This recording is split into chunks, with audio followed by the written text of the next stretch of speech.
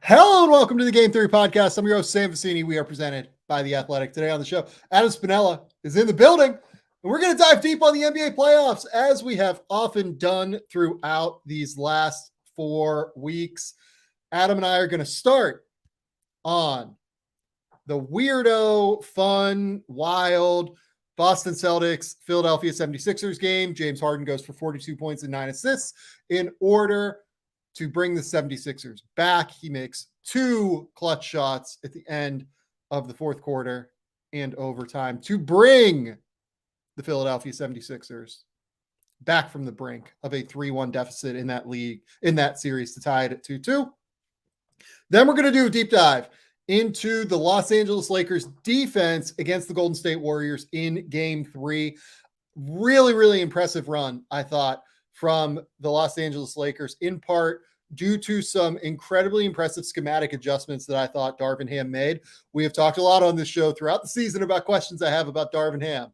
I think Darvin Ham coached about as good of a game as you can coach in game 3 of that series against the Golden State Warriors. And we're also going to talk then about some of the ways that the Warriors can adjust back after game 3 in order to maybe get that advantage back. I think that Lakers Warriors is by far the most interesting series we have in the second round. I don't really think it's all that close. Finally, we're going to close a little bit on the series that I think is least interesting. Unfortunately, the New York Knicks and the Miami Heat. The Miami Heat are up 2-1 following a 19-point victory in game 3 on Friday night. Saturday. It'd be Saturday, I guess that was. Yeah, something like that. And honestly, we're not even going to really dive into the tape. It's kind of the same as what it was in the first couple of games. And it's a little bit of a simple breakdown, but we'll talk about it a little bit. And then if you guys have any questions at the end, we might do some draft stuff very quickly because I love talking about the draft with Adam Spinella. So let's start with that Celtics 76ers game, Adam. A weird game that felt like the 76ers were on top for the first 3 quarters. It felt like Joel Embiid was dominating. I think he had 28 or 30 through the first 3 quarters and really started to assert his will on that series for the first time. It felt like really since returning from his injury. He had a solid game in game 2, if I remember correctly. Or no, it was game 3. He had a pretty solid game. Yeah. Game 2 was obviously a Celtics blowout. And then today he really was terrific for the first 3 quarters, but this was ultimately a James Harden show, and we're going to dive deep momentarily into how James Harden, in my opinion, got loose a little bit with some tape and explain how the Philadelphia 76ers made some real adjustments to allow that to happen. But first, Adam, I think, again, we have to talk about Boston's end-of-game execution, and unfortunately, this is becoming a real issue for the Celtics that I think could really hinder them. Again, I think Joe Mazzulla did a great job in games 2 and 3 adjusting. I also think there is a real case that some of his decision-making in game 1 in terms of not choosing to double James Harden and take the ball out of his hands without Joel Embiid on the court, and now in game 4, choosing not to call timeouts late in these games, kind of cost Boston in real substantial ways. And look, there's way more to it than, singular decisions that happen on basketball courts. But I ride the roller coaster with Joe Mazzulla in terms of his coaching more than any coach in the league. Like, there are moments where I think he does an absolutely phenomenal job. And then there are moments where I just wonder what in the entire fuck he is doing. And I don't know what to make of that yet. So the closest that I can get to making sense of it, Sam, is that he wants this to be a player-led team more than a coach-led team. He wants them to take ownership over this process. If there's situations they get themselves into, figure out how to get yourselves out of it. It allows you to take ownership and accountability, and the guys on the floor are the ones who do it anyway. I subscribe to this coaching philosophy myself. I totally believe in it and understand it.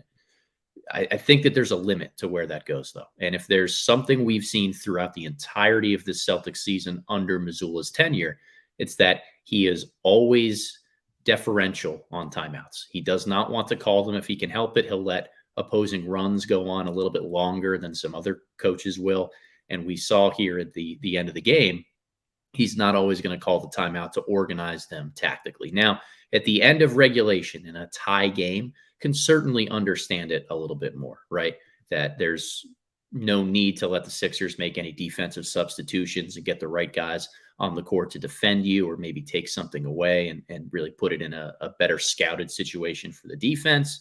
You had Tyrese Maxey on the floor and guys that you could go after and attack one-on-one.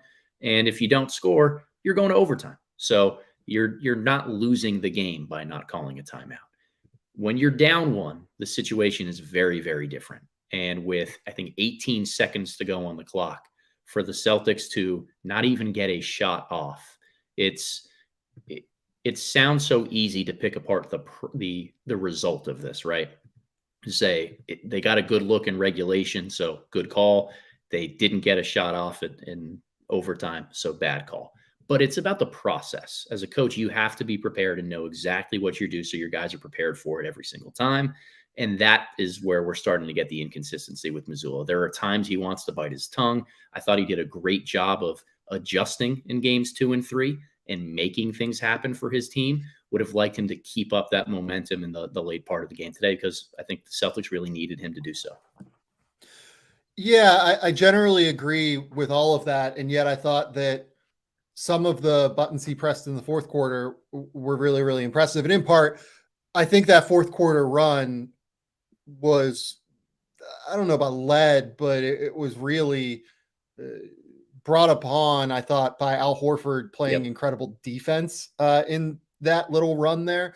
Al Horford forced Joel Embiid in the fourth quarter to go 1 for 6 from the field. He blocked 2 of his shots, and it felt like he was just making Joel catch the ball further and further out than what you would tend to see. Joel obviously, is more of a, elbow player now as opposed to a low post player. That's just kind of the reality of where he likes to operate, the situations he likes to play in.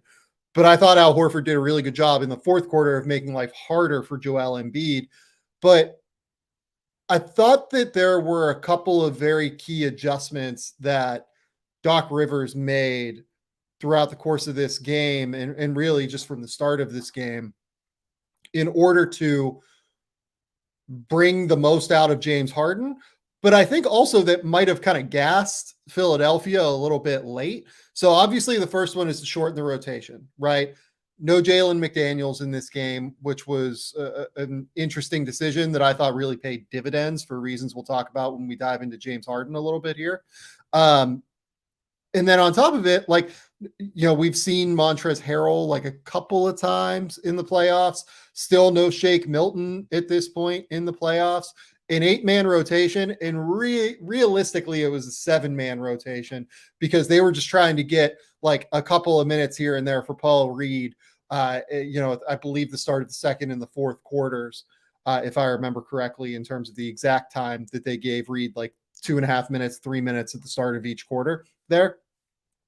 But really, we're playing the starters 40 minutes. We're making Boston beat our best. We're making Tobias Harris, Joel Embiid, Tyrese Maxey, James Harden play 45 minutes plus. And indeed, all those guys played 45 minutes. I think Joel Embiid ended up playing something like you would play 29 minutes. I think he played 26 and a half of those 29 minutes in the second quarter or in the second half. So I wonder how he kind of ends up bouncing back from that, coming off of these injuries over the course of this later stage of the playoffs, coming off of that injury. So part of that is a choice that Doc had to make to keep this series close and to make it work. I wonder if it will continue to pay dividends down the road with this shortened rotation, but undeniably it worked. I think you cannot say anything else. Like, they controlled the game through the first 3 quarters. And then Boston made this little run and it was big. It was a huge run on their part. I think Doc leaning into finding ways, and I know we'll talk about it. It's hard to have Rob Williams on the floor when Horford is guarding Joel Embiid one-on-one with some of the lineups that Doc Rivers has really constructed and put out there. So there's a lot of tactical stuff. I know Doc Rivers doesn't get a ton of credit for things in Philadelphia sometimes. And the late game run that the Celtics made, you could tell like this was eventually going to slide down and people were going to be coming for Doc Rivers of blowing a big lead in this game. I thought he did a really good job today. Yeah, and it's worth explaining, I think, what Joe Mazzulla has typically done in this series. I think he's tried as much as he can to match the Robert Williams minutes to the Jalen McDaniels minutes, Yep. which allows him to have Rob Williams on Jalen McDaniels and then just use Rob as a roaming helper, right? Yep. And by doing that, Rob Williams has been able to just kind of like suck up all of the potential paint touches for James Harden in those minutes, all of the potential paint touches for Tyrese Maxey in those minutes. Any sort of potential post up for Joel Embiid, he's always there and help. Any sort of elbow touch for Joel Embiid, he's always there and help. By removing McDaniels from the rotation, he made it much harder, I think, for Rob Williams to play on the court at a really high level. Rob Williams was still a +5 in a game that they lost by a point. So Williams' defense was still impactful in some way, and yet I think it was in large part because they were going more against bench units for the Philadelphia 76ers when Williams is out there, as opposed to his really high-level play. But we're going to kind of see this as we dive into the Harden tape, and I think it's worth doing that now. Let's just start here. Sure. What was most impressive to you about the way James Harden operated in this game? To me, it's shiftiness. We talk a lot over the last year or so about him feeling like he's lost a step in some regard. And in game one, he looked like he had it back. He was getting to the mid-range, into his spots, getting to the basket when he needed to. Games 2 and 3, not so much. But when he is shifty and quick and a decisive driver, willing to get to the basket, he's a really impactful player because I think Doc Rivers has allowed him to operate in the mid-range more than he has ever really been able to as an alpha scorer in this league. And he's so damn good at it. So it's the perfect complement to everything else in his game. Yeah, I think the big thing for me with Harden in this game was he finally got paint touches again. Being able to get paint touches is incredibly important for Harden. We saw that in terms of his passing and playmaking. We're going to focus on the scoring here, but being able to get paint touches, I think, was the critical thing here for James Harden's success in this game. And I think we saw two reasons. First and foremost, I mentioned the Jalen McDaniels thing. Second, as we're going to kind of dive into this tape here, one thing I want you guys to notice is the way that he often has Tyrese Maxey on the opposite wing, which means Tyrese Maxey is going to be one pass away for James Harden to make. And if Tyrese Maxey, a 40% three-point shooter, is one pass away, you can't really help off of him in that elbow area. You can't dig down into the nail and try and stop James Harden from getting those paint touches. I thought that they did a really good job of that in games 2 and 3. They made James Harden a real perimeter player. I thought in game 4, because of the adjustment to have Maxey constantly on the opposite wing, there was no nail help consistently, which led to Harden being able to get penetration. So here we're going to kind of dive in. This is just going to be a screen here from Joel Embiid. We're going to get the switch. This is kind of like a soft drop, but it ends up turning into a switch here on Harden, and Harden ends up bullying Al Horford all the way to the basket at the 10-15 mark. Here we go again. This is going to be the second one. This is just a side ball screen. Joel Embiid's going to come up. He's going to set the screen. And look at how Derek White has to be able to close out onto Tyrese Maxey. He can't take that extra step in entirely into the nail area in order to cut off that driving lane for James Harden, because Maxey is the guy waiting on the wing. He's in perfect shooting position. This is a kick out. This is a wide open three for Maxey. He probably makes those at 65%, if it's wide open in the way it would be here. So it ends up being kind of an ole from Derek White. And, James Harden is powerful enough. He's physical enough to where he's going to be able to beat and get an angle on Jason Tatum for as good as Jason Tatum is as a defender. He ends up getting fouled here. Again, we're going to see this is now more bench units at the 3-minute mark of the first quarter on the court. We have DeAnthony Melton on the court. We have George Niang on the court. And I believe that Grant Williams is also on the court here. Yeah, this is Grant, or no, that's Malcolm Brogdon. I'm sorry. That's Malcolm Brogdon guarding James Harden. He is getting through this screen here from Niang. And this is with Robert Williams. Robert Williams is forced to be the primary player involved in the screen action, as opposed to being the help defender if somebody like Jalen McDaniels is on the court. Here, Harden isolates Rob Williams. I think that the 76ers did a really good job in this game of getting James Harden isolated on the wing and making it so that the help defense a lot of the time really wasn't available to come over, especially with some of the shooters that were on the court.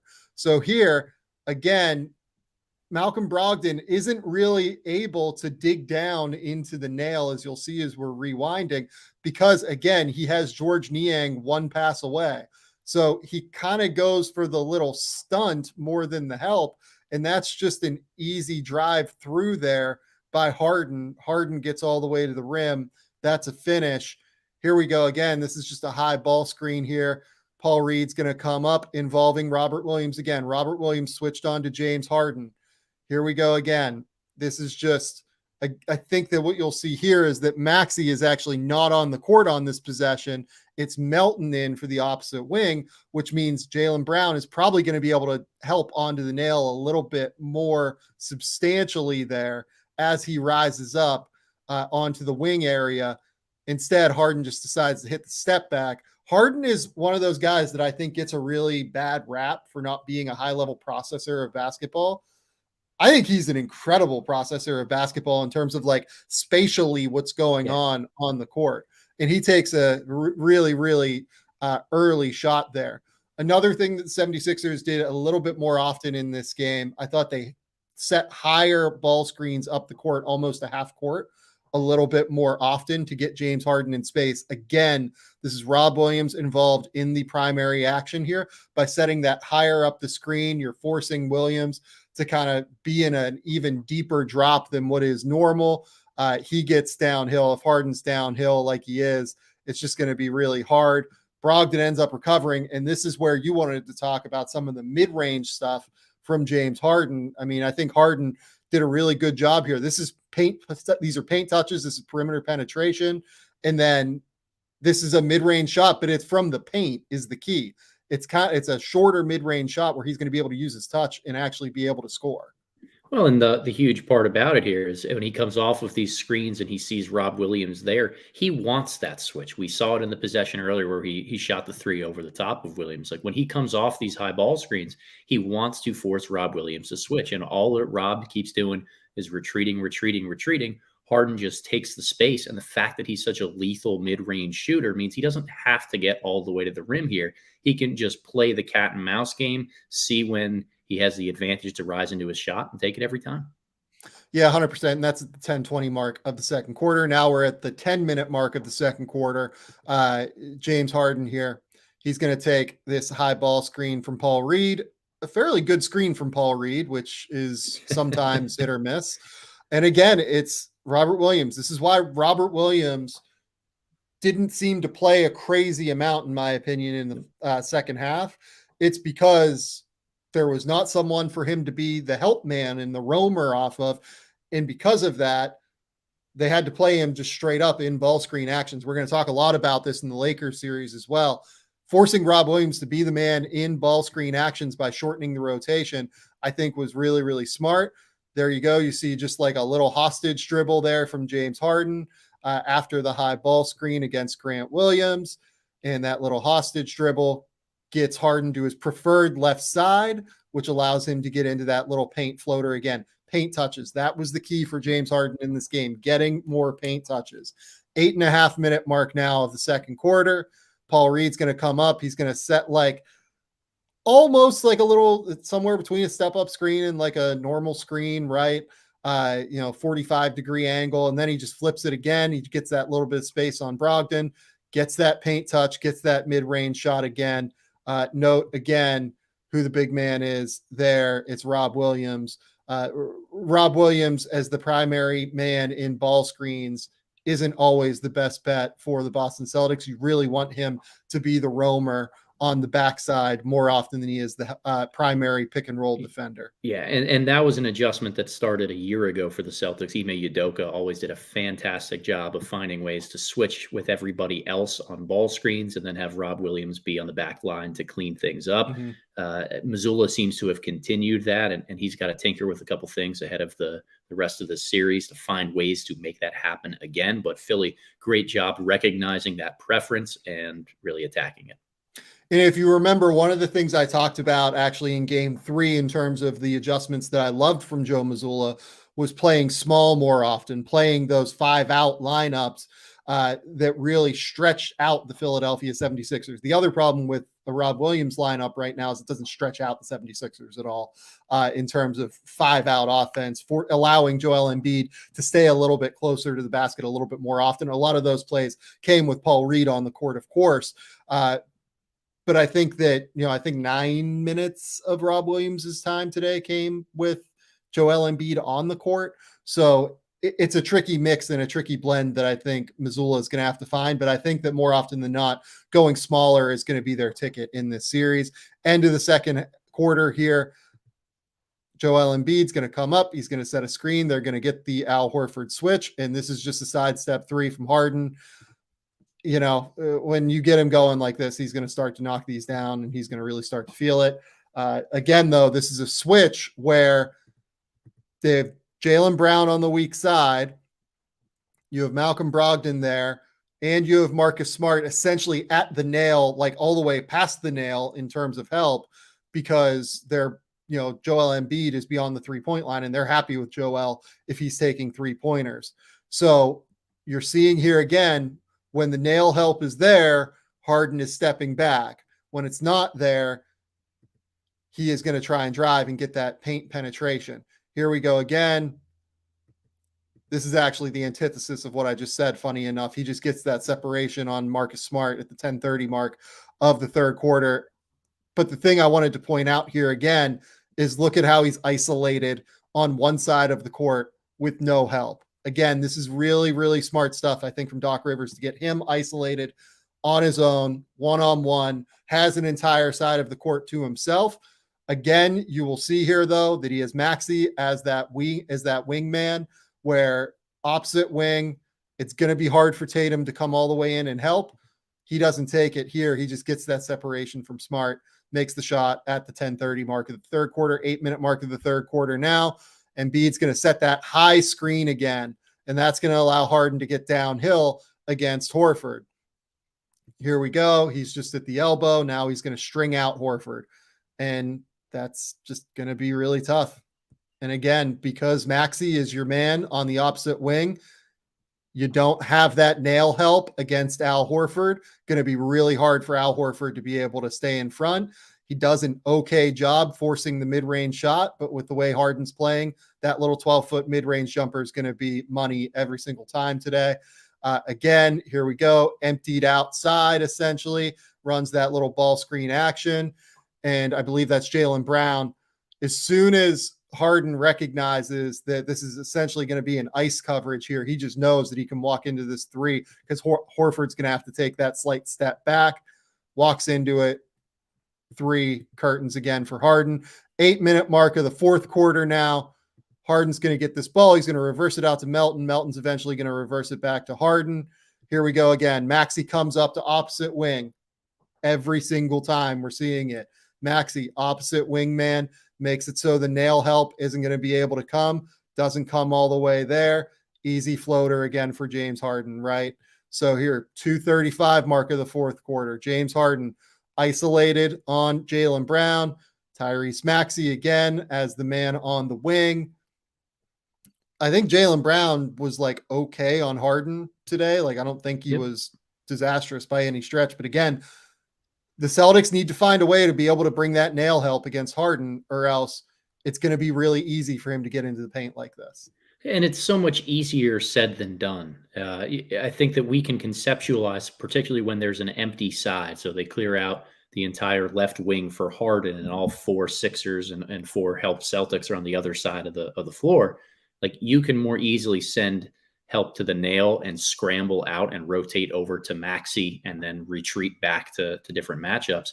When the floor is a little bit more spread, or they've got 2 guys in each spot, it's not as easy to do. And then the other part of this is Joel Embiid on the interior, that if you just stick him closer to the blocks or the dunker spot while Harden is isolating, the Celtics can't just fully switch and rotate out and around things, because what you'll end up seeing, and I think there was a possession or two earlier where Horford ended up getting switched out there. The Celtics are going small. They're not playing Rob Williams as much when Embiid is on the floor.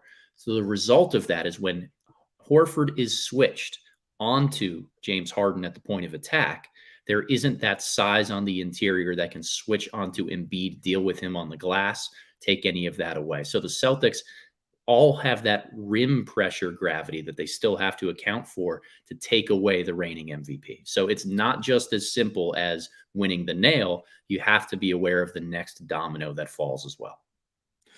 What I wonder about Boston is I wonder if they start doing some interesting things where they help down to the nail with Brogdon here.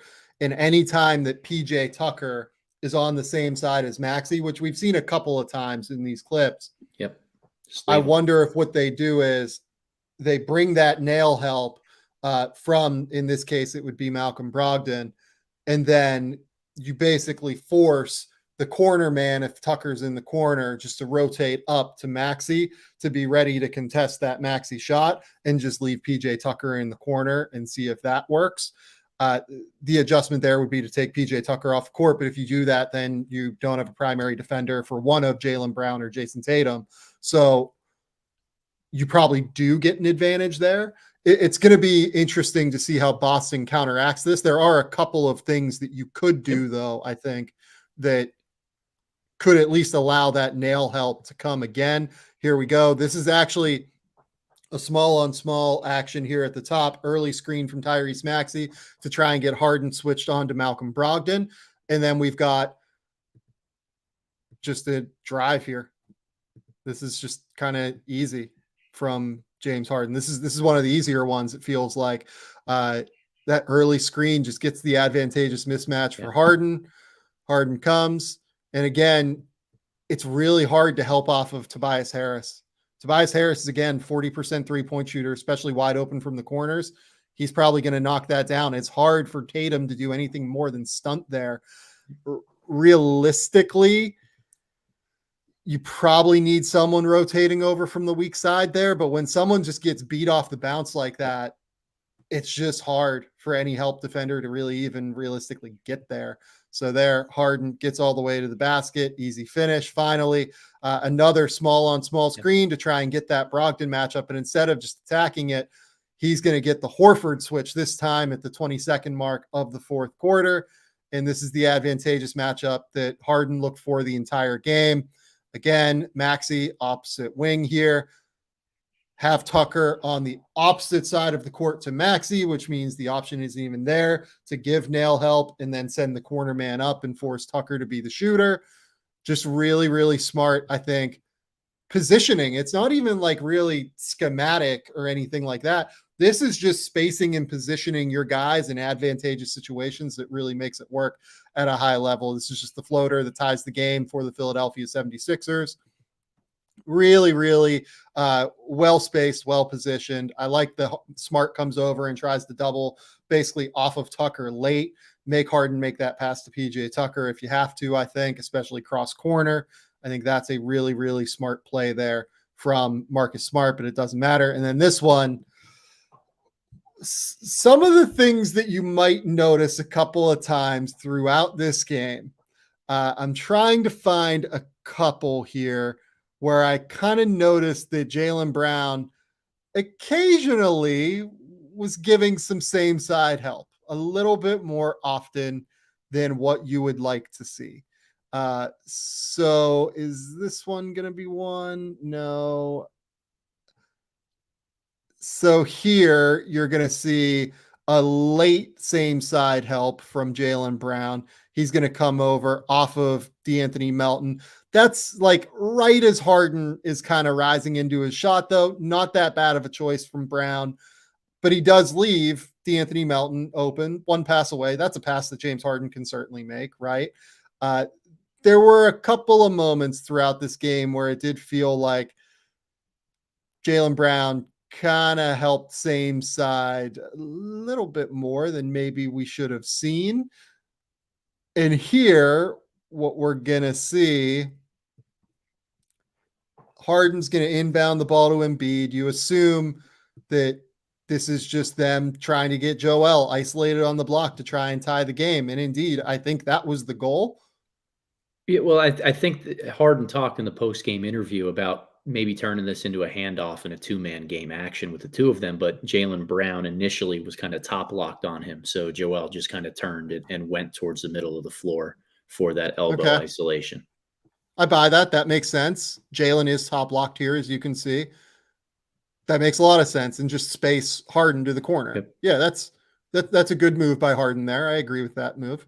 So, and then you have Embiid just essentially on it. And again, Derek White has to be constantly aware of where Tyrese Maxey is there. Can't really help off of Maxey to the point where you can't close out. I think that the help man here, frankly, has to be Horford. Horford, yeah.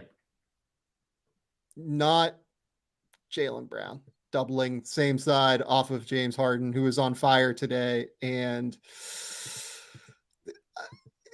I don't know. What are you thinking Jalen's thought process was here?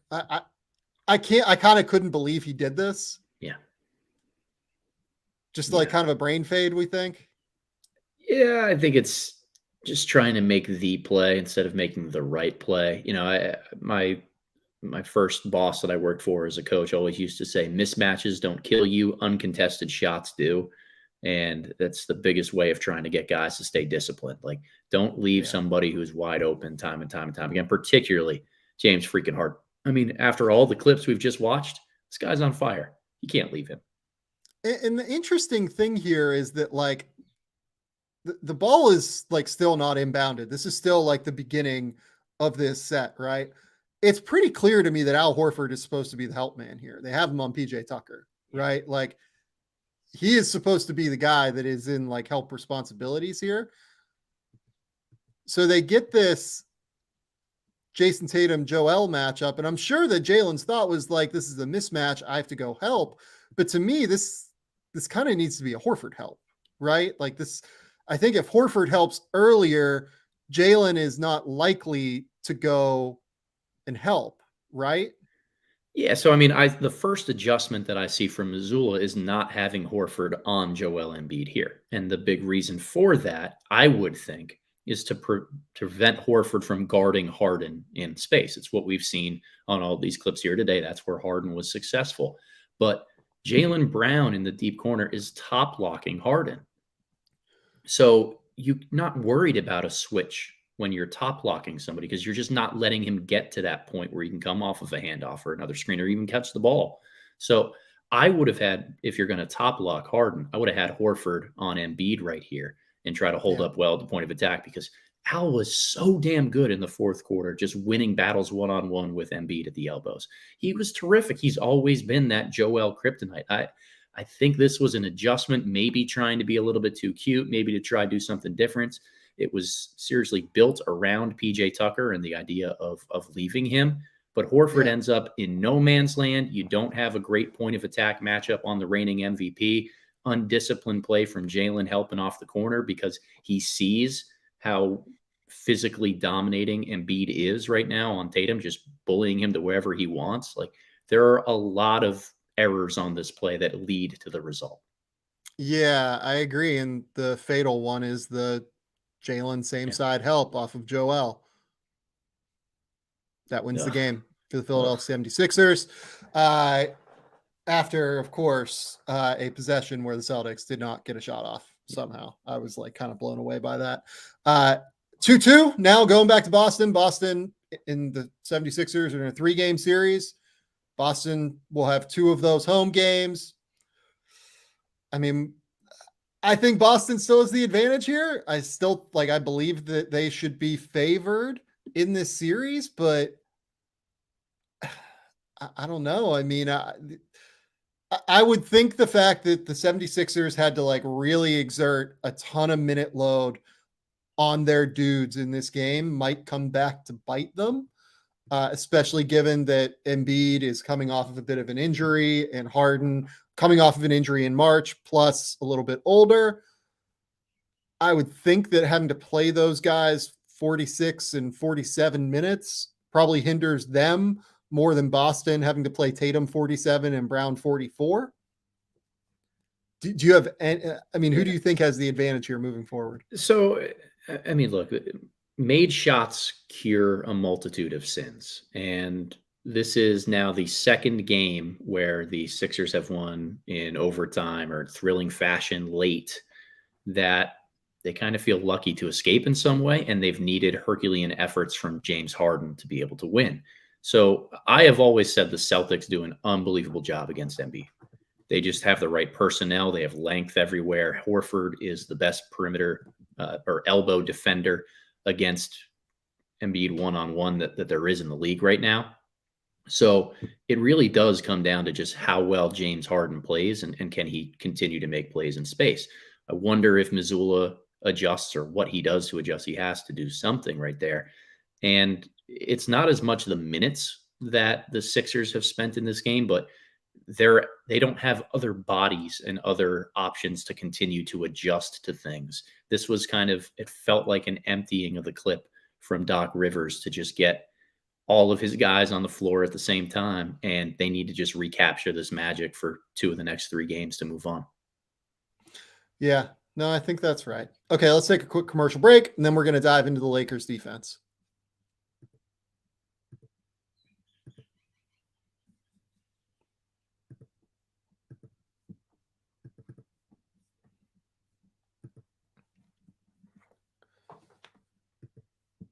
Okay, Adam.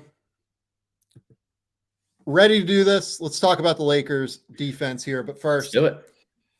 Let's talk about this game in general. The Lakers win 127-97 against the Golden State Warriors. This was as pure a blowout as you will find in the second half, realistically. But in the first half, this was a really fun seesaw battle. And I really enjoyed throughout this game the way that Darvin Ham came up with some really intriguing adjustments to start the game. And then Golden State kind of figured out ways to counteract those adjustments. And then Darvin Ham adjusted back with Anthony Davis in many ways. And I do want to note again, like, we talked a lot about Anthony Davis in game 1, incredible performance from him. This was, again, Anthony Davis, arguably best basketball player in the world. I think like you can make a genuine case for that in terms of his two-way prowess when he is on one like this. His problem is, consistency, bringing it night after night after night. And in that vein, you probably can't call him the best basketball player in the world. But when he is at his peak, I'm not sure that there is a player that is impacting these playoffs more than Anthony Davis. Like, I think Jimmy Butler is like the guy that you have to say has been the MVP of the playoffs so far. Yeah. And we'll talk about that momentarily, but undeniably, like, when Anthony Davis is on, Anthony Davis, I think, is making a bigger impact on these playoffs than anyone. It's just, the light has gone on and off a little bit more often than you'd see. Well, I think he's bringing consistent effort and impact on the defensive end. It's the offense, the scoring. Is he going to be dominant and assertive there? But he has been really good on defense for a long period of time now. Mm-hmm. Completely agree. In this game, Anthony Davis goes for 25 points, 13 rebounds, 3 assists, 3 steals, 4 blocks. I saw a lot of people after this game basically call this like a masterpiece from Anthony Davis defensively. I thought it was. I thought he was absolutely incredible in this game defensively. I thought there was so much more to it, though, for the Lakers. I thought this was a Lakers defensive performance, not necessarily just an Anthony Davis masterclass, even though Anthony Davis was like unbelievable and incredible, and none of this would work if they didn't have Anthony Davis. So he's the centerpiece that everything revolves around and everything works because of his presence. But I thought that the Lakers schematically, and I thought some of their other players were really, really high level in this game. Yep. And ultimately, you know what? Like, Golden State really struggled to get any sort of offense in the second and third quarters. Like, really, truly struggled. And some of it to me was like a little bit dumbfounding. Not choosing to attack the basket when the Lakers had out like the Rui LeBron front court. That was like a choice to me that they made, not necessarily a Lakers led decision. There were just some weird things that the Warriors did in this game again, where I thought they didn't quite take advantage of what they could have in this game. Yeah, I think that's fair. To put all of the adjustments and the tactical game in context, I think we got to go back to game 2 a little bit. And one thing I've noticed from Steve Kerr more in this playoffs, whether it was in the first round against Sacramento or now, is that he is more willing to lean into the Stephen Curry, Draymond Green pick and roll earlier in series and just more often. If it's working, he's going to the well over and over and over again. I think in his early years as a coach and when they were at their dynastic peak, he didn't want to do that for long stretches until he absolutely had to. And we saw him go to it in game 2 of a series here against the Lakers. And I think that speaks to just how good this Lakers defense is. So the question for Darvin Ham and Los Angeles coming into game 3, how were they going to adjust? Were they going to let Steph Curry just continue to come off of this time and time again? Or would there be some sort of wrinkle that Darvin Ham could throw at the Warriors to negate the impact of that action? And I think right from the beginning, we saw there certainly was something that Ham had up his sleeve. Yeah, so throughout the series, Jared Vanderbilt has been the primary defender when he's on the court of Stephen Curry. In game 3, they switched that. Instead of having Jared Vanderbilt be the man, they started Jared Vanderbilt on Draymond Green and then had Austin Reeves guard Stephen Curry. And the primary decision in terms of why that happened was in order to have Jared Vanderbilt switch onto Stephen Curry.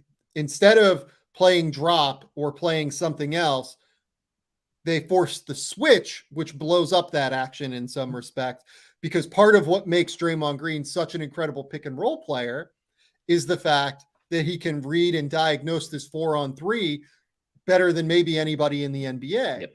But when you switch the action, there's no longer a 4-on-3. The other piece of this is when you move Jared Vanderbilt onto Draymond Green, you take Anthony Davis off of him. Yep. And you move Anthony Davis into more of a help side role.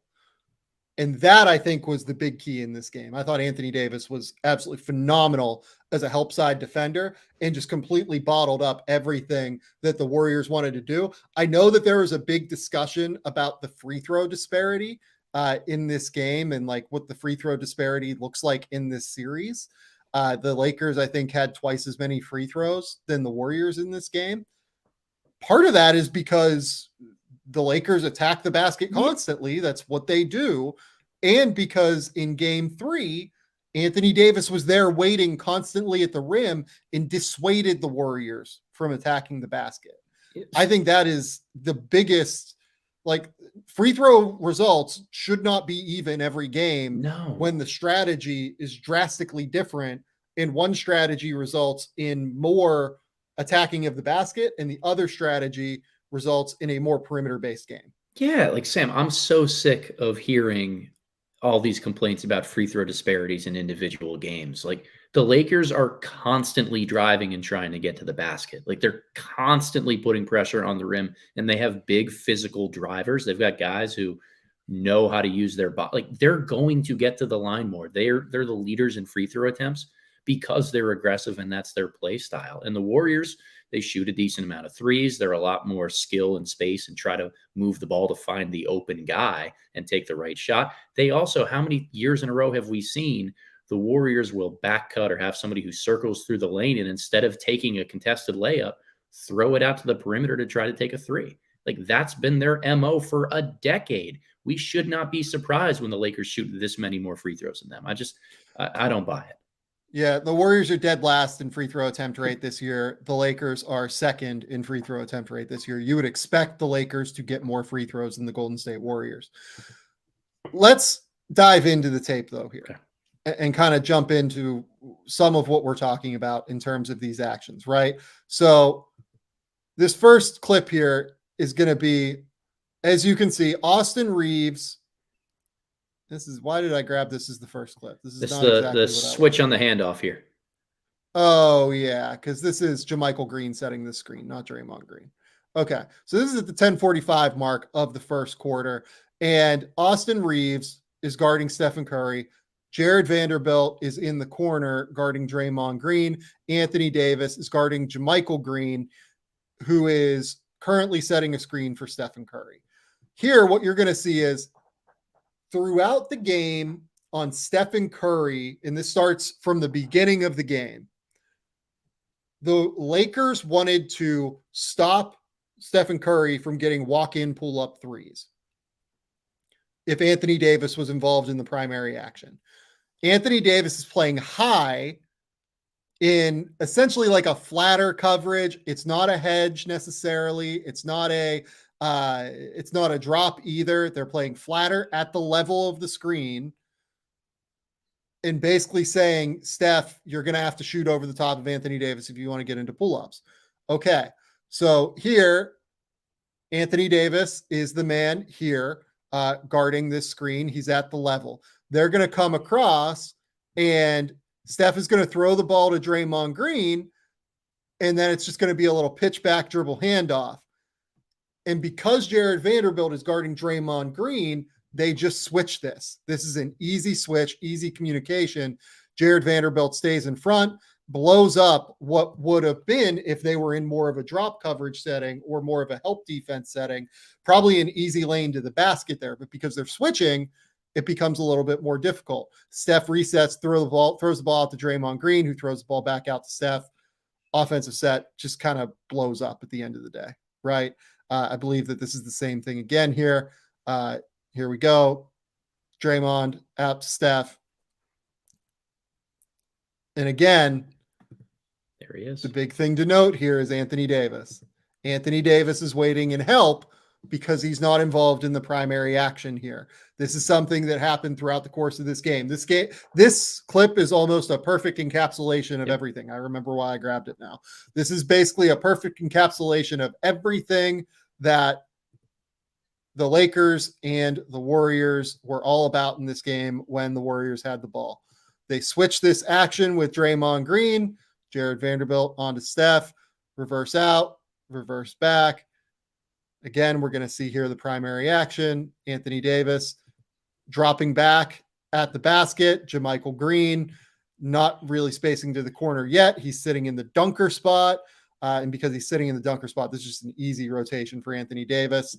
Anthony Davis at the basket, able to switch the Draymond Green, Stephen Curry pick and roll with Anthony Davis being able to stay at the basket. This was what they wanted throughout the course of this game. This was the primary way that the Lakers adjusted to what the Warriors were doing. Okay. Next possession, 10:25 mark of the first quarter now. This is Andrew Wiggins bringing the ball up the court. Again, we see like kind of an early off-ball screen action between Stephen Curry and Draymond Green, and they just switch it from the jump, right? And here, Steph has Jared Vanderbilt on him. And what you'll notice here is, like, again, Anthony Davis is just sitting in the paint. Like, does not care that JaMychal Green is in the corner, wide open, one pass away. This is going to be a thing that they do throughout this game. They were good. If JaMychal Green is going to beat you, they're going to take that at the end of the day. So here, Draymond tries to even get like a little seal on Anthony Davis before he can get out there. But like Anthony gets out there, but they're just like not even all that worried. Anthony Davis closes it out with a rebound. Here we go again. This one you're going to see here is JaMychal Green coming up to set the screen. As you'll see throughout the course of this game, Stephen Curry, they played higher. They played flatter in ball screen coverages. Steph goes around. He drills it because Steph is going to do that from time to time. but they're playing higher. They're playing flatter. They're going to force him to shoot over the top of Anthony Davis. That is the goal here. Next possession, 6:17 mark of the first quarter. This is going to be JaMychal Green again, coming up, setting a screen. Anthony Davis just completely commits to Stephen Curry here. They're going to be more than happy to let JaMychal Green shoot these wide open threes, and they're going to live with that. If JaMychal Green beats them, JaMychal Green beats them. Fully commits here. Plays high, fully commits, contains. Okay, go ahead, JaMychal. If you make it, you make it. Next possession down the court here. This is going to be Jordan Poole. And I think that this is at the 4-minute mark of the first quarter. What I think is interesting is the different ways they played different ball handlers early versus later in the game. Here we go again. This is Jordan Poole bringing the ball up the court. He's going to throw the ball to Kevon Looney. Look at how deep Anthony Davis is. Does not care. If you remember in the Kings series, a lot of the time the Kings were willing to bring out Domantas Sabonis very high up onto Kevon Looney, and it opened the door for all sorts of back cuts, right? So here you're looking at like an exchange between Jordan Poole and Klay Thompson that can get a little bit confusing sometimes with some of these little rub actions, right? And because Anthony Davis is there, the Jordan Poole option is completely off the table, right? Like there's no way he's going to be able to back cut and get open in terms of timing. Even if he beats Lonnie Walker, there's no way. This is a beautiful top block here from Dennis Schroeder coming through the action. Does a great job making it so that there is no angle to get Klay Thompson the ball. They bring Jordan Poole up off the action again, this time with Looney. Again, Anthony Davis. This is a deep drop from Anthony Davis when Looney is setting screens and when it's not Stephen Curry who is taking the ball here. Lonnie just fights around, doesn't really care. And this possession just blows up entirely, right? Ends up in a Dante DiVincenzo turnover. This is an awesome 17, 18, 19 second possession defensively from the Los Angeles Lakers. They stay tight. D'Angelo Russell is the one who's going to get credit for the steal, but it was all across the board, right? Perfect rotationally, perfect schematically, great strategy on the possession. I think that was terrific. And yet, in these last 3 minutes, look, the Warriors were up 30-23 at the end of the first quarter. They did a really good job in these last 3 minutes, and it was in part, I think, because of the strategy that they employed on non-Stephen Curry shooters, right? So here, you're going to see the goal with Kevon Looney screens and non-Steph ball handlers early was to play drop.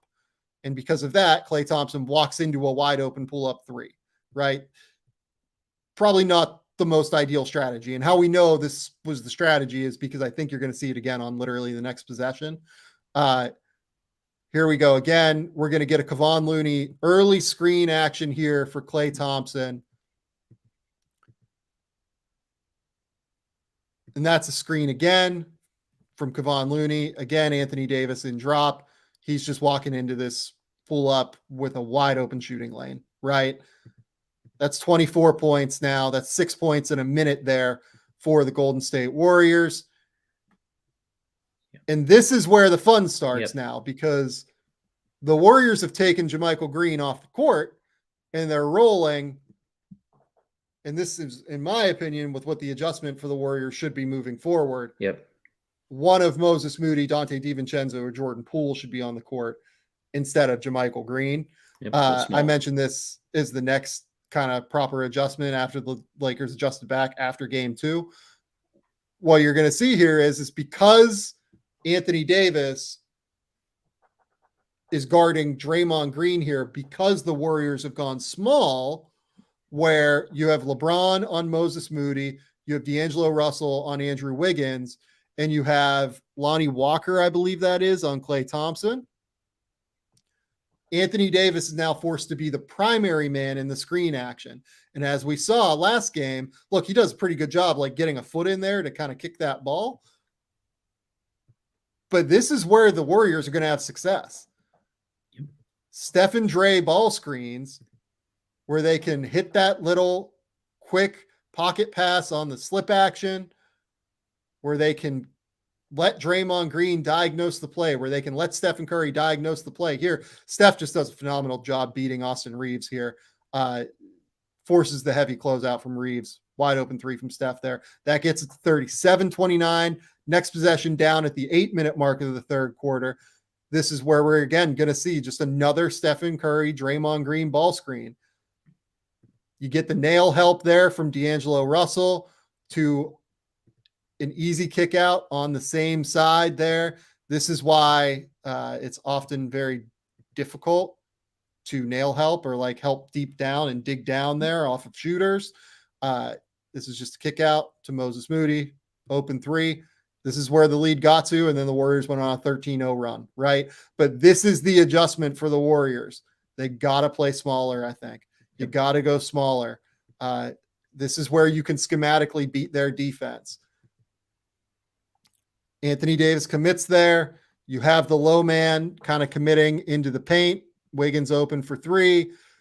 You have D'Angelo Russell committing to help Draymond Green there a little bit too deep. I'm not totally sure why he did that when Anthony Davis had proper guarding position in drop here or in like the flatter coverage here. Moses Moody wide open three. This is as deep as the lead got. I think that is a really good adjustment in terms of lineup for the Golden State Warriors. Now, as we're going to see here, we're in the middle of this run now for the Warriors. Or for the Lakers. I'm sorry. The Lakers, I think, went on a 13-0 run to get it up to 42-40 here. And what we're going to see, they decide not to involve Draymond in the ball screen action, which is a bit strange. And they have him go and set a screen on Walker as they look like Dre's going to come up and set a screen. But this is a counter, essentially, that they're running.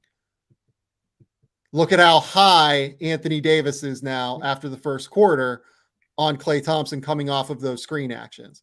Much higher, ready to be in a proper guarding position for a great three-point shooter, making it much more difficult. Here we go. We got to get back. I hit the wrong button, guys. Sorry about that again. This is going to be the Moody shot again, and we're back. Yep. So here, Draymond Green acts like he's going to set the screen, shoots down. There we go. Steal from Anthony Davis. Really sharp, really high level from Anthony Davis there. Just ready to be in that lane, in the short roll area. Not a great pass from Klay, but nonetheless, really smart. Again, we're like kind of at the end of this big Lakers run here, 44-42 now Lakers after it was just 40-29 Warriors. Here we go. Looney setting the screen action. Anthony Davis at the three-point line, ready to be there for a Stephen Curry pull-up three. He recovers back after he realizes that LeBron is there and help, after he realizes that Dennis Schroeder is there on his hip. And again, just clogging up everything. This is Anthony Davis being at his best, right? At the 3-minute mark here of the second quarter. He is playing terrific defense at the level to start this possession, making it so that Steph can't pull up there. He's right in perfect guarding position, takes two slides with him, allows his defender to recover on the ball, then gets back to Kevon Looney. Kevon Looney gets crowded, turns the ball over. Anthony Davis is just a stud. That's what it comes down to. Defensively, this was a beautiful, terrific performance from Anthony Davis. Yeah, and look, I think anytime the Warriors play Looney and Green or Green and Green with JaMychal out there as well, like this is what we're going to see for the rest of the series, that the Lakers can conceptually get to this. The Warriors don't run anything too complex or complicated. Like maybe they get into some double drag stuff or some multiple screener actions that make it harder to decipher who switches and who drops. That hasn't always been Steve Kerr's MO. He wants to avoid sending multiple bodies towards Steph Curry because then it's easier to trap. So like you can look down the road and see different types of adjustments that may or may not come from this. But whenever the Warriors have those two bigger lineups out there and Draymond at the 4, this to me is how the rest of the series is going to go. Well, and here, what you're going to see as well, for instance, let's go back to this play here when it's 37-29, 8-minute mark of the second quarter. The other big thing worth noting here is no Jared Vanderbilt. I think that the way that the Lakers could have adjusted here if they had Jared Vanderbilt on the court was you just have Anthony Davis guard Moses Moody, right? And you make Moses Moody beat you from three. I'm willing to do that. Like, I think Moses can really shoot, but I'd probably make him make the shots first if I was the Los Angeles Lakers, right? So what you could have done is AD on Moody. You could have then D'Angelo Russell on Clay, LeBron on Wiggins, and then you can again just switch this action with Vanderbilt on Dre, Reeves on Steph, and then you have Anthony Davis kind of prowling and ready to go in the paint. But that's a more intriguing, difficult choice as a defensive team, right? Because Moody can really shoot, whereas JaMychal Green, I think, can be a little bit hit or miss or as a shooter in general. You're probably a little bit more comfortable with JaMychal Green shooting than Moses Moody, right? Yeah, I think so. But this is no Jared Vanderbilt on the court during that little run there, and I think that is an interesting factor worth considering, given the way that the Warriors got loose there for that run. So here we're going to go Steph and Curry. They're going to set like almost a double drag, but not really. The goal there is kind of to even get like LeBron switched on to Steph. It looks like they get the switch. And here, again, off ball action for Klay Thompson. Look at Anthony Davis. Just right in his grill, not letting him get any space whatsoever.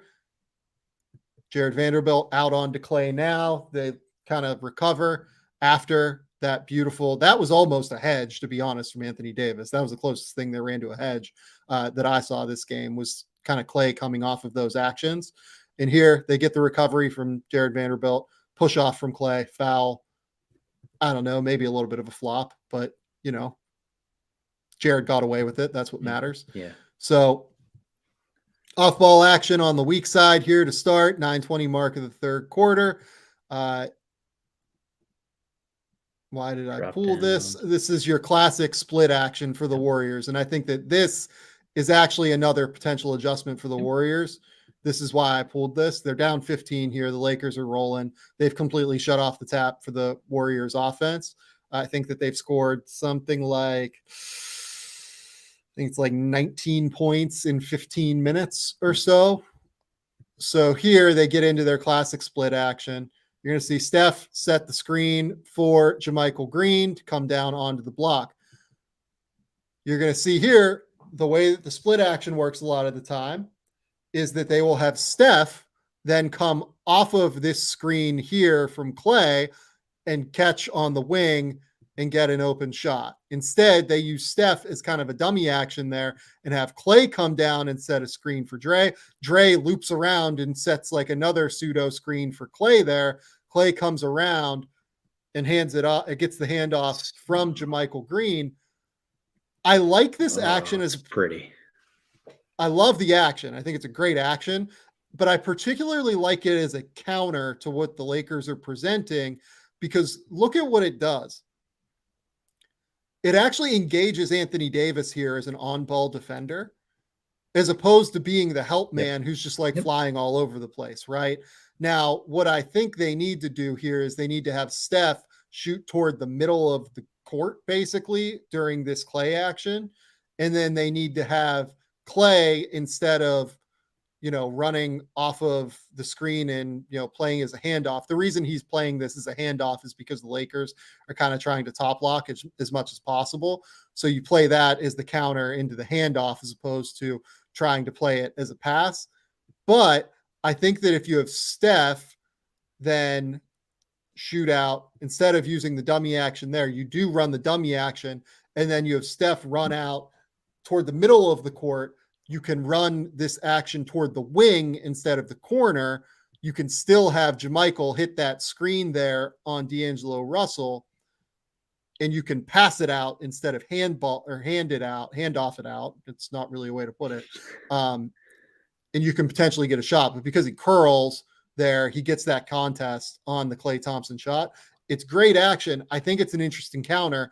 I would just kind of do the spacing slightly differently, because I really like the idea of engaging Anthony Davis as that kind of defender on the ball and not allowing him to be a help defender. Right. Yeah, I mean, that's the key to all of this. A really smart play and an ATO that the Warriors have run a few times. Like they love that split action where they throw the ball into the post, and that's an old triangle offense counter that Steve Kerr is familiar with back from his days with the Chicago Bulls, where they would set that down screen for the opposite short corner and just get a bunch of like 6-foot jumpers at the top of the arc. So the unique counter to wrap Clay around that and come off of a handoff. Really interesting type of action. I can't help but watch almost all of these clips, Sam, and see Andrew Wiggins basically standing in the corner the entire time. And I wonder if there's a different way to maybe involve him a little bit more, not necessarily as a creator or a scorer, but as we saw in one of those clips earlier, to try to get LeBron at least a little bit more engaged and have to defend, because I haven't seen him work hard enough on the defensive end of the floor. And that's something that if I'm Steve Kerr, I really want to try to put him in more action. So I'm glad that you bring that up, because that's the next possession. So they bring up Andrew Wiggins in essentially like a double pin down action here. He's there. This is a potential shot for Wiggins, but look at the way Anthony Davis fights through. Look at his length. I mean, just the arm length is insane. Anthony Davis is ridiculous. I can see why he didn't want to take that shot. He fights over the top, just battles, scratches claws over the top, gets LeBron back in the play and recovery. Austin Reeves, beautiful help here as the low man, as you'll see. He's covering, I believe that's JaMychal Green, right? Perfect. Andrew Wiggins rightly reads that, I believe that's Dennis Schroeder, is shooting out to try and like X out onto Draymond Green. It's not really an X out, but it's a help out onto the one pass away man from Schroeder there. No, that's Jared Vanderbilt. Sorry. Jared Vanderbilt's helping out onto Draymond Green. He reads that this is a potential wide open shot for Steph and forces Austin Reeves to close out heavy. Austin Reeves closes out heavy. Steph gets the easy drive to the basket, but by that point, Anthony Davis is there. And this entire possession, again, is just a masterclass from Anthony Davis entirely. Anthony Davis forces just all sorts of random, attempts to get around from Stephen Curry, right? So look, fights through here, forces it as he recovers back into the paint. Look at him sticks with Steph, recovers back onto his man, ends the possession on a rebound. Anthony Davis, stud defensively. There's no other way to put it. That's the 8-minute mark of the third quarter. Now, go ahead. No, just huge play by Austin Reeves, too. The tag, the runoff of Steph to the line, the recovery on him. I know AD bought him a bunch of time, but Reeves was great there, too. Yeah, he was absolutely terrific. Now we're at the 8-minute mark of the third quarter. This might even be the next possession. Again, AD, a little bit higher up the court there in the drop, not quite a drop at the level. He's playing basically at the level of the screen there. Perfect recovery out. Look at this. Just absolutely unbelievable movement there from Anthony Davis to recover out. Eventually it gets bounced around to Steph there, but just look at the movement. Look at Anthony Davis sliding everywhere, recovers out there, recovers out there, recovers out there. He's just everywhere. Yeah. Yep. And another proactive, if you could rewind this clip a little bit, another proactive move by Steve Kerr to try to take advantage of them essentially daring JaMychal Green to do anything on the perimeter. So as soon as they throw it back to him on the pop, we saw him take one of those shots in the first half and the Lakers dare him to do it. Automatic dribble handoffs. It's always a great counter when you're a big man who doesn't want to shoot on the perimeter and you have space, because if you can set contact with the defender that you're handing the ball off to, then it essentially functions like a pick and roll in drop coverage. And that's where Clay got a couple threes in the first half. Like, this is a great conceptual action from Steve Kerr, but Anthony Davis's mobility allows him to be everywhere. Yep. And it's amazing how time and time again, the Warriors are pressing solid buttons and the Lakers have an answer for it all. Yeah, I think that's right. And the other thing worth noting here, remember how in the first half, they were playing heavy drop with Clay, interactions in on-ball actions, right? Anthony Davis is way out at the level this time now. Yep. He is aggressively trying to stop Klay Thompson, handoff threes, pull up threes, everything like that, and recovers back out onto the JaMychal shot. And look, Ball comes out to Steph. Yeah. That's going to happen sometimes. But unbelievable defensive possession there, I thought, from Anthony Davis. Here we go again. Kevon Looney back on the court. Heavy, way far back. Steph comes out, realizes Steph interaction, comes out higher than what he normally does on Kevon Looney interactions, playing closer to the level there. And again, Anthony Davis just staying in front again. And there it is, the 7 minute or 6.5 minute mark. Eventually he gets dunked on, but that's because he's flying around literally everywhere on this possession. Yeah. Like Anthony Davis contains Steph like 4 separate times as a driver, swats his shot, ball rotates out, and he's out of position trying to fly back into the play. Yeah, I guess Wiggins dunked on him, but like it comes from literally being every single place, everywhere, all at once.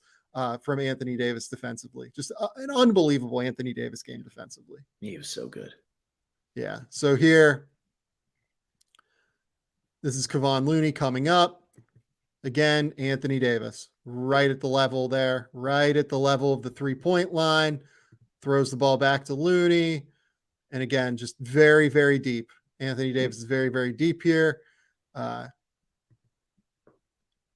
Thompson comes off of this, ends up throwing it away because Anthony Davis is just there, ready to contain.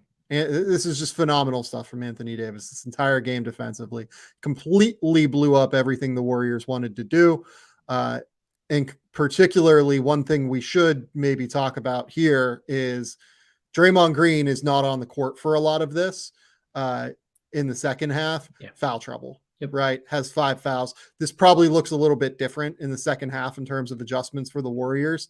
If Draymond Green is able to play more than, I think he played like 23 minutes in this game, right? Something along, 23 minutes. It's a little bit different if Draymond Green is out there in terms of what they're doing. I would imagine they would have Dre out there for Looney, which then becomes a lot more interesting in terms of the counters. All due respect to Looney, who had a great Sacramento series. This is not quite the series for him, in my opinion. Yeah, I agree. Again, perfect work, just perfect work containing there from Anthony Davis. Here we go again, Stephen Curry. One thing that we are going to see here and that I think we might see a little bit more of in this series, I would not be surprised to see the Warriors set more small on small screening actions. That's a second counter. I like the split action counter a little bit more to engage Davis as the primary post defender. And then I like small on small screening actions for them to try and get Stephen Curry loose. He drills this one, obviously, just over the top of Russell. But basically anything where you don't have to involve Anthony Davis either as a help defender or as like the primary screen defender when it's not Draymond Green is the screener, right? You're going to play minutes without Draymond Green in this series. That's the reality of the situation. I love the idea of going small on small screening action to keep Anthony Davis out of the play. That is at the 4:20 mark of the third quarter. This one is the 1:20 mark of the third quarter. This is going to be Dante DiVincenzo coming up. And again, higher up on Klay, recovers. And it's just perfect. Feeds Klay into the help with Rui. Rui's there. Perfect contest, rebound. Everything was great here. And look, I think, again, as we talked about, the Warriors, I'm not going to show anything from the fourth. The fourth ended up being just like a total blowout, and it's not really worth it. But we talked about some counters that we think the Warriors can run. Smaller on small, screening actions when Draymond is off the court. Going with a 4-guard alignment around Draymond, I think, is a key. But the bigger key is they need something from Jordan Poole if they're going to play that guard alignment, right? You need something from Jordan Poole, and Jordan Poole's not really giving it right now. Again, last night, Jordan Poole goes 2 for 9 from the field, 0 for 4 from 3, has 6 assists, but turns it over 4 times. They need something from Jordan Poole. Otherwise, your options are Moses Moody or Dante DiVincenzo. I'm kind of expecting one of those two to start the next game, if I'm being honest. I would start Moody because I think DiVincenzo allows you to have another ball handler who's fresh to make good decisions and can, be guarded outside the 3-point line when one of Steph or Clay need to sit a little bit more. I know that's what Jordan Poole does, and his role on this team is to also handle and create his own shot. But DiVincenzo is a much more sound decision maker. So I would go with Moses Moody if I were to try to make that type of adjustment. I agree. Like, Looney isn't the guy that I would have out there. And it's more so just for the fact that we've seen the Lakers kind of dominate Looney Draymond minutes when they're together because of this new lineup tandem they were able to put out there. I think there are ways that Steve Kerr did and will continue to try to dial up counters for that. We saw the pop to the dribble handoff from JaMychal Green. Kevon Looney can do some of that stuff. We saw throwing the ball into whoever Anthony Davis is guarding and playing out of the post split action that they have. I wouldn't be surprised if they throw the ball to Draymond or to Looney at the top of the key and run some corner slip split actions over there with Steph and Clay together, just trying to see if you can force a miscommunication that gets an open shot. So there are still smaller things that they can do, but on the whole, I do think Moses Moody and more of him is going to be a net positive for the Warriors. It's time to go small. My worry with Moody is I do think they would guard Moody with Anthony Davis, and I think they'd be less likely to guard Dante with Anthony Davis. For whatever, that's just my feeling on it. Like, I think that they would probably try to avoid AD on the guy who's like the ball handler, as you're saying with Dante. I think that they would be more likely to have AD guard Draymond Green, which is ultimately the goal of what you're trying to do if you're the Warriors in those settings. Yeah. Can I give you another counterpoint here? Yeah. I would actually put AD on Wiggins. So that is an option for sure, but then you're involving LeBron in more actions. Yep. And I think, that's probably something the Warriors are comfortable with, right? Sure, but I think at the end of the day, if you are going to switch those actions anyway and you have AD to be that generational rim protector on the backside, that's fine. I also think that you can play a little bit more show and recover with LeBron in those situations and know that AD is back there if Draymond tries to slip or play out of that short roll. And the biggest reason for that, whenever the Warriors have that situation and set up, Wiggins is always in the opposite corner because his role in the offense is to automatically back cut along the baseline to the rim. Mm-hmm. So he's going to end up meeting AD there anyway. So for what it's worth, I do think that is the counter that you do then. I think that you're in this circumstance. I think you're right on that. My question to you, to throw it back to you then, would be, do you switch the on balls with LeBron and put LeBron on Steph regularly? Do you put LeBron? Here's the question. Do you put LeBron on Dre and then Vanderbilt back on Steph and then Reeves on Clay and Russell on who would that be? No, I'd put LeBron on Moody or DiVincenzo, whichever one of those is out there on the floor. I'd continue with the Reeves Vanderbilt matchup on. Yep. And then I'd continue to face guard Clay with D'Angelo Russell, put AD on Wiggins, and have him be more of the helper at the rim, because if Draymond catches the ball and drives to the basket at all, we know that AD is going to be there to help, and his man is going to either automatically cut to the rim, or you're giving up an uncontested three to Wiggins in the corner, and that's probably better than anything you'd give up to Steph anyway. Yeah, I like that. I think that's probably the counter. I think that's probably the right counter in that circumstance, but if Wiggins makes open threes, then you're fucked. And I think that's, a real possibility. But you got to live with it. But then your counter is to put AD on Moody DiVincenzo and make those guys shoot. There are a number of different ways you're going to be able to do this, but this is where the series, I think, gets really, really fun. Yeah. Is now the Warriors countered back to the Lakers in game 2. The Lakers have countered back to the Warriors in game 3. Now we see what happens in game 4. This is going to be fascinating. I do think the Warriors come out and play small, though. That's my prediction at this point. I think the Warriors come out, they play small, and make AD guard in more ball screens, would be my read. Yeah. Really impressed by Anthony Davis. Really super impressed by Darvin Ham and what he's doing as a first-year head coach here in the playoffs. Excellent stuff from him. And I think Steve Kerr is still an underrated tactical coach. He does a really nice job of thinking one step ahead and dialing up counters that all flow with however they're guarded or getting his best guys shots. It's going to be a really fun series with punch counter punch the rest of the way. Yeah. Also, apparently, Jokic just shoved Matt Ishbia, the Phoenix Suns owner. Ooh. I mean, good flop by Ishbia there. I think that was actually like a pretty impressive move there. Well, we know Tom Izzo coaches that. Yeah, I respect it. I respect the move. Yeah. I mean, what are we? This is. I'm gonna have to watch this full game very soon now. Apparently, this is apparently a very bizarre showing from everything we're seeing. It's the end of the third. The Suns are up 98-92. Jokic has 42 points. Devin Booker has 36 and Durant has 27. So we're just going crazy here. Apparently, this is a bonkers game. All right then.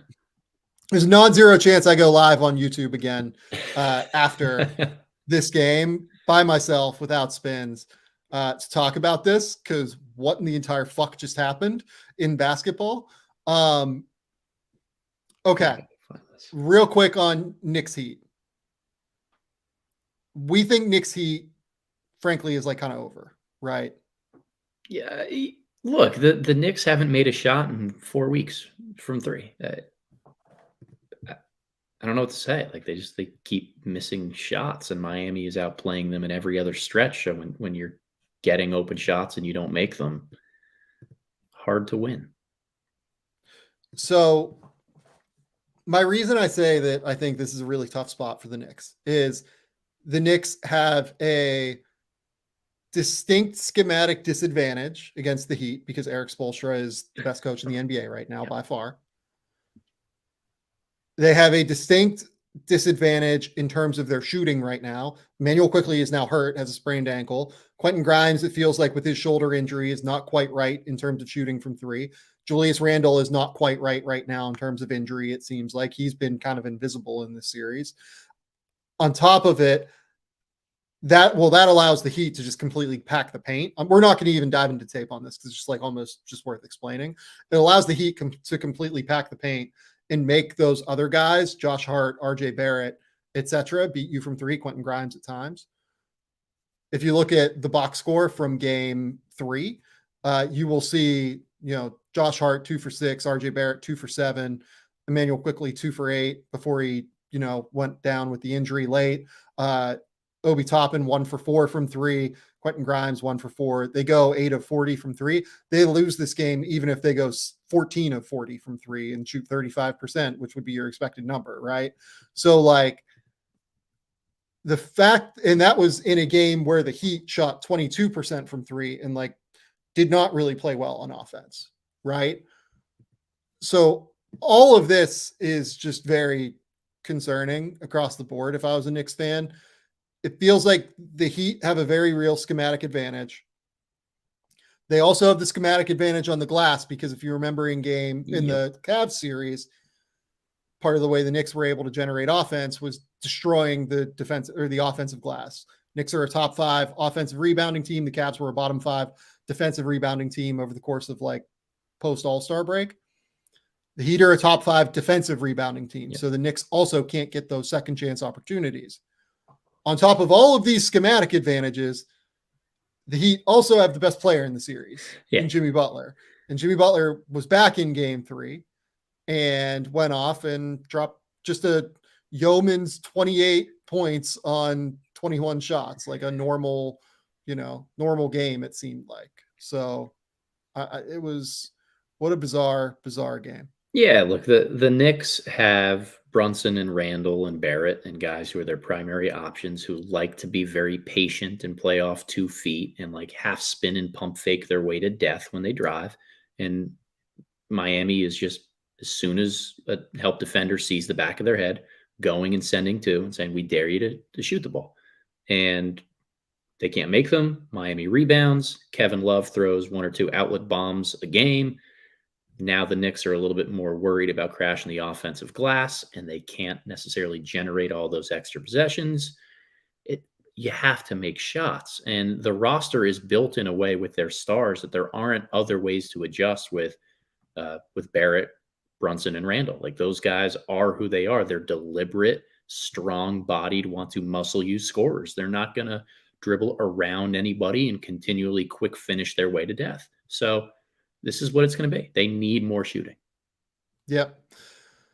I think that's right. They need more shooting. They don't really have it. And the Heat are just the Heat are better than this team, it feels like right now. And by the way, the Knicks beat the Heat 3 times in the regular season, if I remember correctly. So I get why Knicks fans would think that this series is still like reasonably on. Yeah. It's just, for me, it really comes down to this team making threes. Like they are going to have to shoot the Heat out of this shell defense, basically. Yep.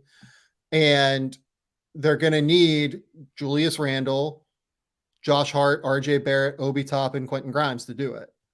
And with Grimes's injury, with Quickly's injury, with Randall's injury, where he still hasn't looked 100% yet, I don't think. I just don't think they really have the dudes to do it right now, unfortunately.